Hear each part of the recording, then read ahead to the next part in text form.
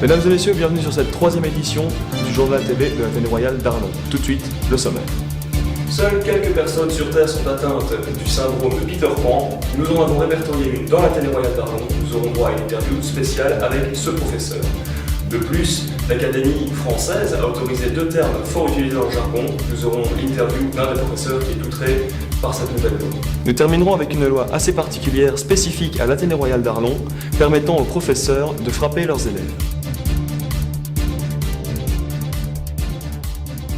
Du jamais vu à l'Athénée Royal d'Arlon, nous avons répertorié le premier professeur atteint du syndrome de Peter Pan. Reportage, Mathilde Renier.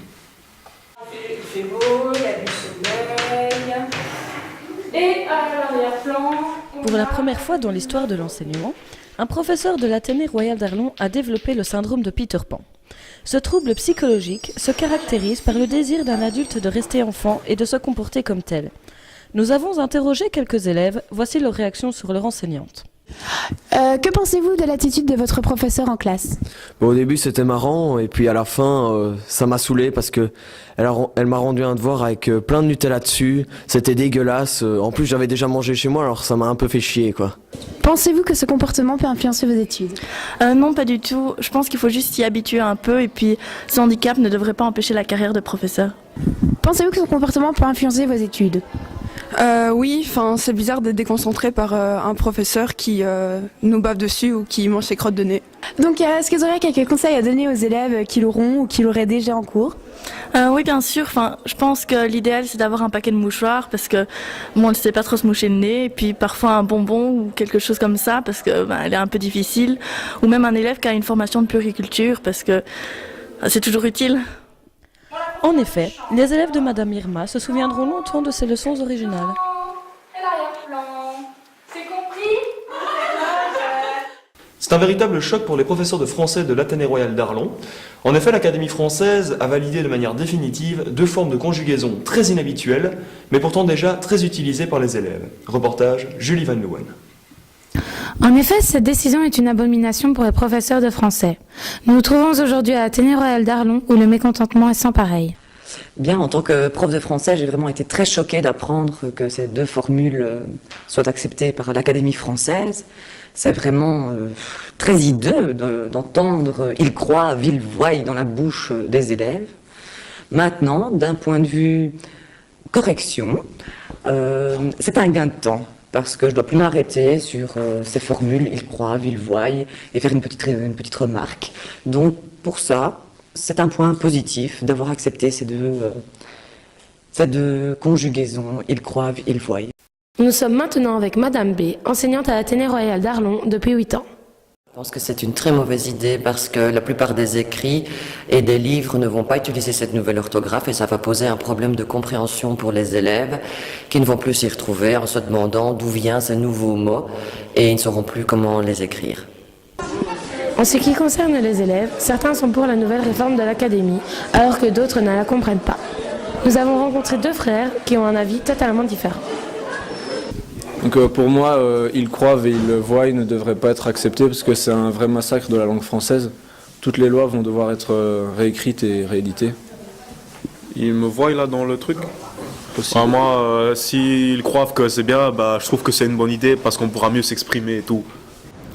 C'est donc la fin de ce reportage. Nous voyerons bien comment la situation évolue dans les prochains jours. Oui. Oui. D'accord, oui. Oui, très bien. Eh bien, je transmets, oui. Je viens à l'instant d'apprendre une terrible nouvelle. En effet, l'éradication de notre espèce est proche. Heureusement, nos reporters ont pu se rendre sur place pour pouvoir interviewer les élèves qui ont fait cette terrifiante découverte. Oui, c'est des élèves qui ont fait cette découverte. Je suis ici à l'Athénée Royal d'Arlon, car il y a quelques heures à peine, les élèves de réseau de l'option scientifique ont fait une découverte surprenante. En effet, ils ont refait les calculs concernant la sonde filet de la NASA. Il semblerait que celle-ci ait modifié la trajectoire de la comète sur laquelle la sonde s'est posée. Plus d'explications. Cela veut-il dire que la comète va s'écraser sur notre planète ? Oui, nous avons refait nos calculs et effectivement la comète devrait entrer dans l'atmosphère et probablement s'écraser au plein milieu de l'océan. Ce sera beau à observer, surtout avec les vagues de 100 mètres qui s'écraseront sur les continents et qui arracheront mais vraiment tout. Ah, un peu comme dans les films catastrophes. Oui, mais en beaucoup mieux, parce que bon, après il y aura tout de suite le nuage ardent qui va tout brûler quand même. Je pense surtout que ce sera un spectacle fabuleux si nous survivons aux flots de lave qui se déverseront par les failles qui s'ouvriront un peu partout. Oui. À l'instar de l'événement Rosetta, la destruction de la Terre pourra être également suivie sur le net et même commentée et diffusée par un groupe d'experts.